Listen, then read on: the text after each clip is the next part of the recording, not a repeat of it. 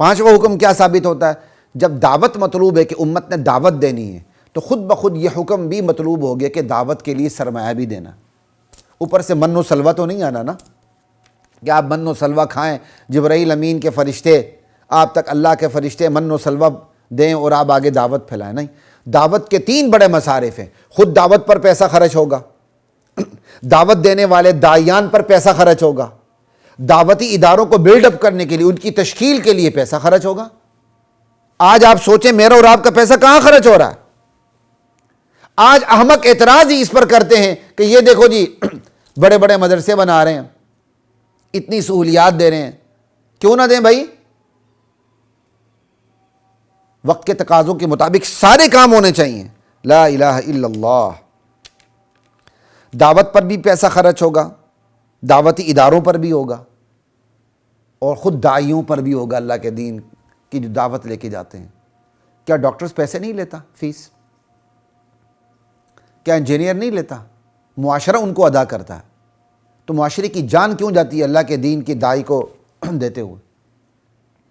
خود مال غنیمت میں نبی علیہ السلام کا کتنا وافر حصہ تھا۔ وہ ایک الگ بات ہے کہ آپ اپنی امت پر خرچ کر دیتے تھے۔ اللہ یہ کر سکتے تھے کہ چونکہ میں نے دعوت کا حکم دیا اپنے بندوں کو، دعوت بھی مطلوب، دعوت کے لیے دانش بھی مطلوب، دعوت کے لیے علم بھی مطلوب، دعوت کے لیے ذرائع علم بھی مطلوب، تو دعوت کے لیے سرمایہ بھی مطلوب، چلو جی میں احد پہاڑ کو سونا بنا دیتا ہوں، یہ پیشکش ہوئی تھی۔ لیکن اللہ کو بھی تو، اللہ کے نبی کو بھی تو اپنے اللہ کی منشا کا پتہ تھا کہ اللہ کیا چاہتے ہیں۔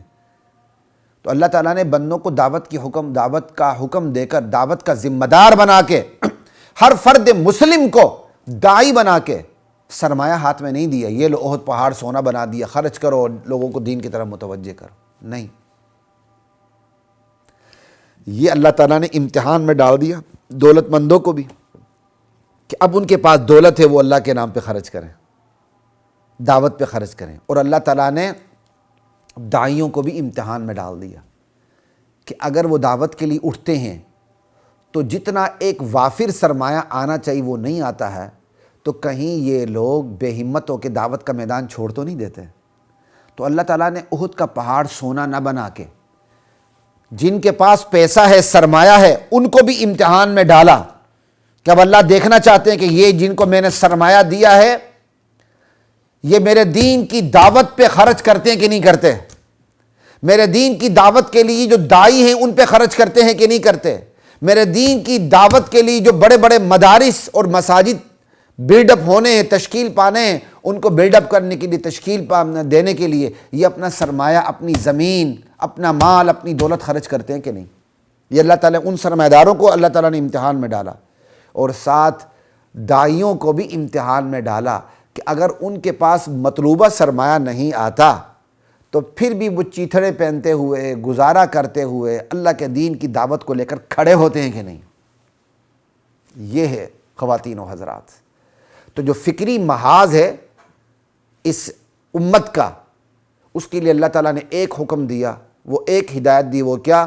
تم بہترین امت ہو، تمہیں لوگوں کی نفع رسانی کے لیے نکالا گیا، تم اللہ کے دین کی طرف لوگوں کو بلاؤ، یہ ایک دعوت۔ لیکن اس سے 4 حکم اور نکلتے ہیں۔ دعوت بذات خود مطلوب، دعوت کے لیے دانش کہ جو امت کے شاہ دماغ ہیں وہ اس علم کو حاصل کریں۔ 2، دعوت کے لیے علم، بھائی وہ دعوت والا علم حاصل کریں گے تو دعوت دیں گے، اپنی دانش سے تو فیصلے نہیں کریں گے۔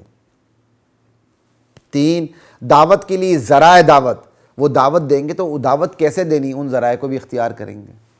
4، اور دعوت کے لیے سرمایہ۔ 5، ٹھیک ہے جی۔ انشاءاللہ اگلا جو حکم ہے کہ اس امت کے ہر بندے کو اللہ تعالیٰ نے کہا ہے کہ تمہیں کیا کہتے ہیں، عسکری محاذ پر بھی تیار ہونا ہے، تم میں سے ہر ایک بندہ سپاہی بھی بنے، یہاں کا ہر بندہ داعی بھی بنے، اور وہاں حکم آئے گا تم میں سے ہر بندہ سپاہی بھی بنے۔ تو اس کے بھی 5 احکام ہیں، اس پہ بھی ہم بات کریں گے اللہ تعالیٰ نے چاہا تو۔ اگر ہم اس کا نتیجہ نکالیں، مغز نکالیں، تو اللہ کو مطلوب ہے کہ اس امت کا ہر فرد داعی بھی ہو، سپاہی بھی ہو، داعی بھی ہو، سپاہی بھی ہو، مجاہد بھی ہو۔ تو اس سے بات کیا سمجھ آ گئی؟ ملا ملٹری اتحاد سمجھ آئی؟ لوگ طنز کرتے ہیں ملا ملٹری اتحاد، ہم تو کہتے ہیں یا اللہ ایسا ہی ہو ملا ملٹری اتحاد کیونکہ ملا ملٹری اتحاد کی بات اللہ نے کی ہے کہ تم میں سے ہر شخص داعی بھی ہو سپاہی بھی ہو۔ تو اس نشست میں اسی حوالے سے ہم نے دعوت کے حوالے سے بات کی۔ ابھی اس کے بعد جو نشست ہوگی اللہ تعالیٰ نے چاہا ہم اس پر جو بات کریں گے، جو اللہ تعالیٰ نے ہدایت دی کہ تم میں سے ہر بندہ سپاہی بن کے کھڑا ہو اللہ کے دین کے لیے عسکری محاذ پر، اس سے بھی 5 احکام نکلتے ہیں، اس پہ انشاءاللہ بات ہوگی۔ السلام علیکم ورحمۃ اللہ وبرکاتہ۔